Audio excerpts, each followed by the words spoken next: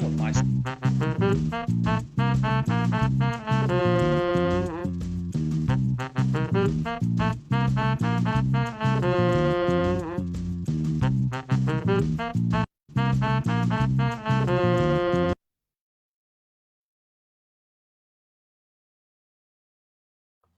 Hi, and welcome back to Center at Webcast, COVID-19 Indiana edition. This is episode 10. I'm excited to be joined today by State Representative Dave Reed, former State Representative Dave Reed of the 62nd District, and today representing First Commonwealth Bank is the regional president of First Commonwealth Bank.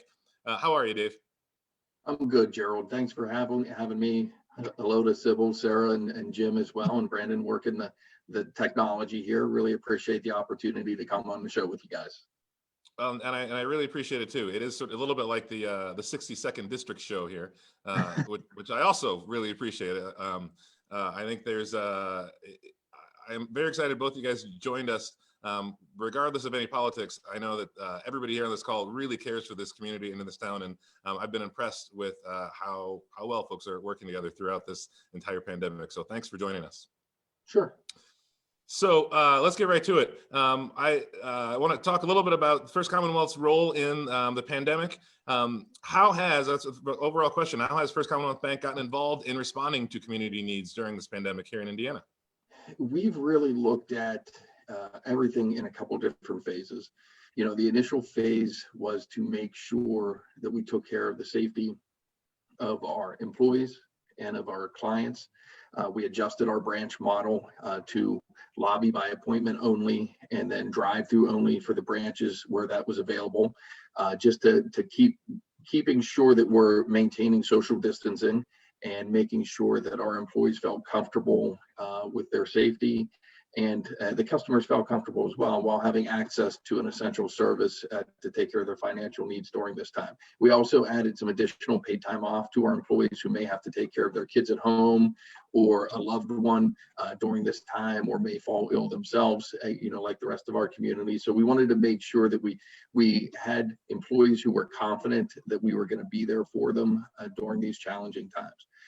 Then, we teamed up with the Attorney General, Josh Shapiro, for the PA Care Package, which really, when Josh and I had the first conversation and he talked about what he was looking to do, it turned out most of the stuff that he had in that category, we were actually already doing from nearly day one.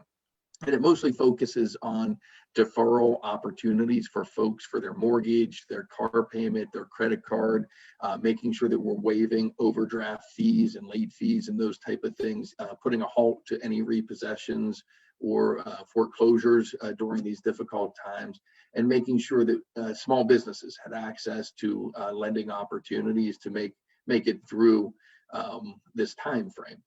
So it was really just a great connection between First Commonwealth and Josh to highlight what we were doing across Ohio and Pennsylvania, and really bring attention to what opportunities were out there for our clients, to make sure that they knew that, if they lost their job or their small business had to close down, there were opportunities with us to help them get through this time, that they didn't have to worry about that mortgage payment for the next 90 days. They didn't have to worry about that car payment. We could do a forbearance on their business payment as well, just to help make sure that their needs are met when things are a little bit challenging. And then we also joined up with the SBA with the Paycheck Protection Program. And I think as of this morning, when the floodgates kind of shut down at the federal level because the funding ended, we had already gotten approval for nearly $400 million worth of paycheck protection loans out there. Hopefully, I think they estimate about 90% of those loans will end up being forgiven for the small businesses and their employees and their owners, which will be a true blessing during some challenging times for them. We're hopeful that there's going to be more money added to that program because there's a lot of other businesses out there that really need the help during these times. And then finally, the fourth thing we did, and we just launched this program this week, and it's called Be a Part of a Community. Where across our entire footprint, we've highlighted food pantries and some frontline healthcare service organizations, like locally here in Indiana, Citizens Ambulance and ICAP. And we are matching up to $75,000, dollar for dollar donations from our own employees, but also from members of the community who want to check out our website, make the pledge, make the donation, and we're going to match those donations to the organization of their choosing, dollar for dollar. And in addition, we've had the opportunity to make some other donations to some of the programs. Small businesses are really the backbone of communities like ours, and we don't want to see these folks go away. We want to make sure we get them through these challenging times, and hopefully, they come out on the other end. Do you can you share with us? Were those two programs taken up by a number of businesses here in Indiana? I guess anecdotally, I heard a couple of folks tried to apply for the PPP and then saw it was canceled today and they didn't get their application in. Do you know if a lot of folks here in town, or at least in the county here in this region, were able to take advantage of that particular program before it ran out? Oh yeah, absolutely. You'll see, I think our total across, and we cover 2 states, and the better portion of Pennsylvania and a decent portion of Ohio. So not an entire 2 states, but I think our bank alone will end up funding about $400 million worth of Paycheck Protection loans. And, as you might imagine, being headquartered here in Indiana County, we had just a ton of folks who applied and got approvals, and will be waiting for those funds, here over the next 7 to 10 days. And, that is one of the advantages. And I know other banks here locally have been administering the program as well, that when you've got the financial institutions headquartered here, you've got more folks who are able to help process those applications. And, truthfully, that was one of the reasons we kind of adjusted our branch hours and model as well, because we needed to transfer some employees to different sections of the bank to help input these applications, approve these applications, and now help get the closing documents ready.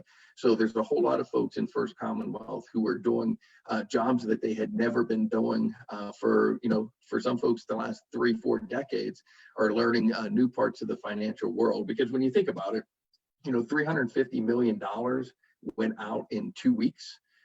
That's an enormous amount of money going to small businesses. And really, the program had to be developed in a total of 3 weeks.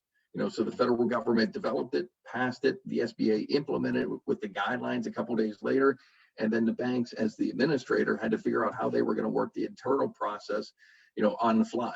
And I have to say, the money's run out this morning. I kind of feel like the financial institutions just got the hang of how to process these applications effectively. And I think when more money comes online, the process is going to flow even quicker for our small businesses. Yeah, that's what we were saying before the show. From the time I think we sent out the invite for recognizing this is an important program, Linda Mitchell was here from downtown Indiana saying this is an important program, talking about it. We said, let's invite folks from the bank. And from that time to now, I agree, it's been like whiplash how quickly things have moved. And frankly, I'm pretty impressed that that much money was indeed able to flow from the federal government through the states, through institutions, through local institutions, into people's hands. So that's a success rate, I think.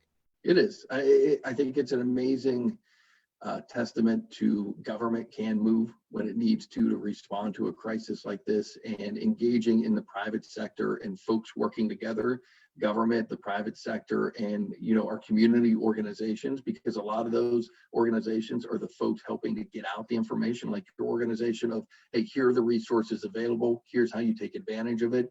Now is the time to explore. Don't wait until it's too late. Take advantage of it while the opportunity is hot.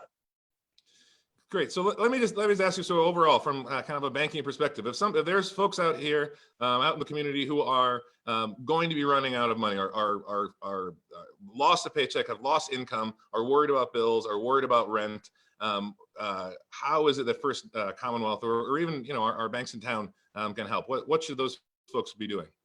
Well, I think the first thing they should do, they should have a conversation with whoever their banking institution is, because I know for First Commonwealth, but I think most banks are now doing deferral programs so that you can not have payments or interest only payments, depending on what option you choose, for the next 90 days.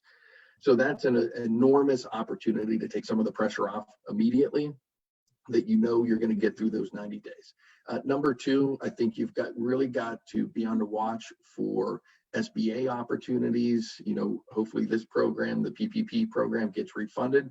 But also I would make sure to engage in community organizations and our elected officials, including the county commissioners and the county planning office, because I know the state's had some programs out there operating through the Department of Community and Economic Development to help out business providers as well.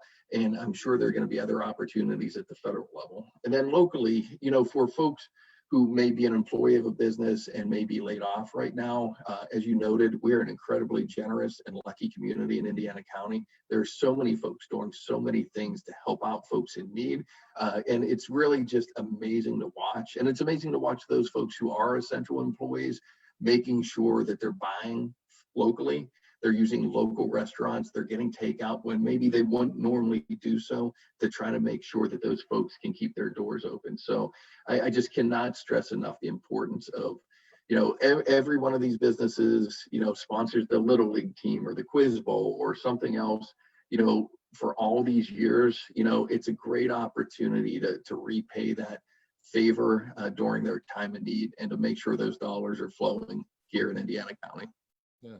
So I appreciate that, Dave. So you like I said, you have a more of an impact, or I would say more of a investment in Indiana than just being the regional regional president at the bank. I know you're super invested in this community. I guess, where do you see the biggest needs coming in the next couple of weeks? Not just from your perspective from sitting at the bank, but from your thinking about as a community member, as somebody who has been a community leader here for a long time. Where do you see these biggest needs coming over the next couple of weeks? I think you're going to see some of the needs that are already being addressed with food insecurity. But as the economy transitions, and as the president and the governor and our county officials start to reopen some businesses at certain times, depending on what businesses are opened when, you do have the opportunity for a ripple effect, particularly on childcare during those times with the schools being closed throughout the academic year and some parents who'll be going back to work. I think childcare is one of those concerns that we're going to have to watch out for here locally. And, along with childcare, when the parents go back to work, making sure that meals are provided. I know there's a number of organizations and private businesses right now, and the school districts, providing meals to school-age children during these times that normally they would be eating in our schools.